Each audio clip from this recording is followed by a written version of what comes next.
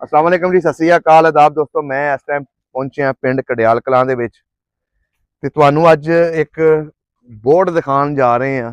सरदार अमीर सिंह विरक दे खेतां दे विच खूह दे उत्ते यह बोर्ड हुंदा सी। यह जिहड़ी जमीन है सरदार अमीर सिंह विरक पिंड कड़ियाल कलां दे सब नों वड्डे जिमीदार सन। उन्हां दी जमीन उत्ते यह बोर्ड उन्हां दे बजुर्गां दे हत्थां दा लग्या होया।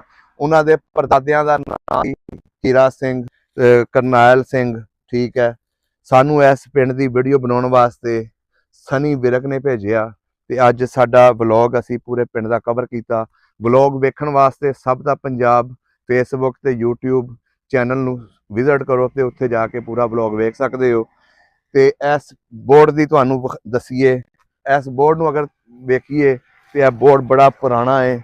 इत्थे 47 तो पहले सिख आबाद सन ते उन्हां दे बजुर्गां ने यह बोर्ड अपने हत्थां दे नाल लगाया सी।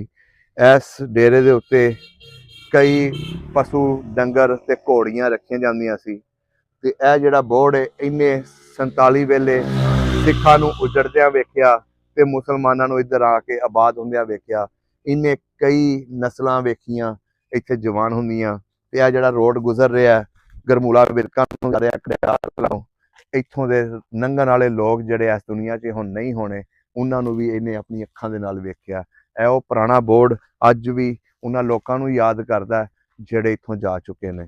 एवें दे व्लॉग वेखण वास्ते साडे चैनल नूं सबसक्राइब करो ते अपने पिंडां दे बारे कमेंटां दे विच लाजमी दस्सिओ। असीं भी तुहाडे पिंड जाके कवर करांगे। बहुत मेहरबानी जी, बहुत शुक्रिया।